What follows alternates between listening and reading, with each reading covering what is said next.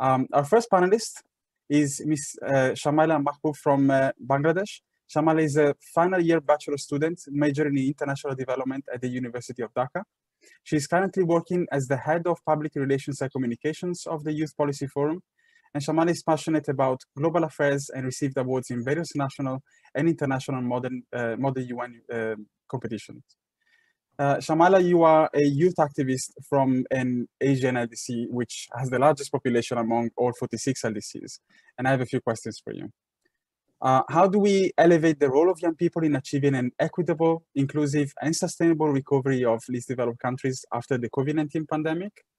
What needs to be done to empower youth in decision-making and governance in LDCs? And how is the Youth Policy Forum creating a positive impact in the current scenario and preparing the youth for a post-LDC phase in Bangladesh? You have 4 minutes. Thank you for this important question. Greetings to all my fellow panelists, all the participants of this program, and everyone watching it right now. I am Shamila Mahbub from Bangladesh, and it's an absolute pleasure to be here with you all. To answer your question, I'd like to begin with saying that young people are at the heart of today's great strategic opportunities and challenges, from rebuilding the global economy to combating violent extremism to building sustainable democracies. Based on current demographic trends, 1 in 5 of the youth in the world will be born in an LDC by 2030, that is, people aged from 15 to 24. The impact of the pandemic on young people has been found to be systematic, deep, and disproportionate. Due to existing infrastructural constraints, LDCs faced a massive impact. If I speak about my country, one study noted that job postings from the largest online matching sites have fallen by 87% compared to last year. COVID-19 has been particularly hard on young women of the LDCs, resulting in the rise of child marriage, dropout from school, and etc. Despite all these, as we know, with every challenge, there lies an opportunity. The challenges of this pandemic has certainly opened up many new doors. We have seen how the youth have harnessed this challenge and opportunity with numerous innovative ideas, startups, and social enterprises.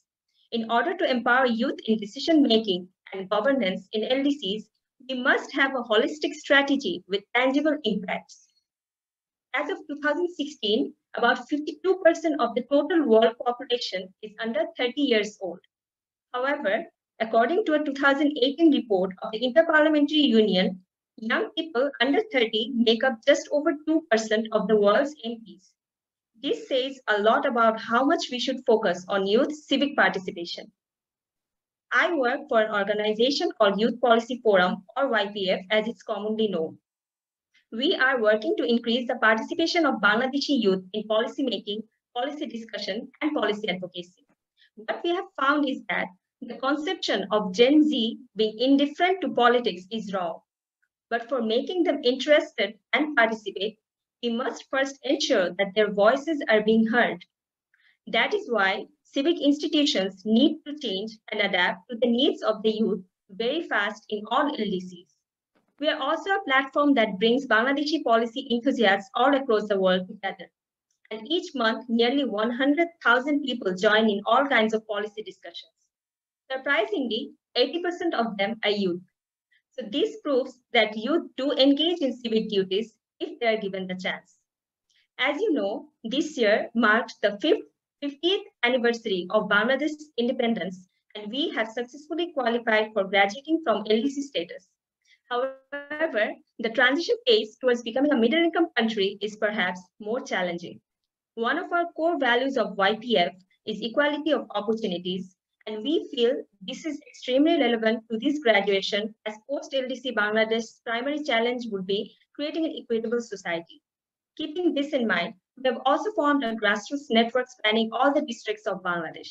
Additionally, we launched a public policy course which is free of cost in our local language Bengali and taught by renowned Bangladeshi experts educated from world's top universities.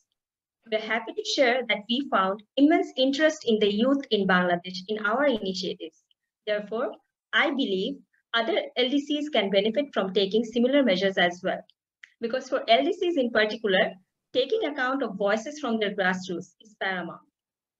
I'd like to end by saying that our equitable future is made of the youth, by the youth, and for not just the youth, but everyone. Thank you. Thank you so much, Shamala. These comments are very, very important, I think, and one of my main takes from what you said is really how effectively young people engage in civil duty when given the chance. Thank you so much.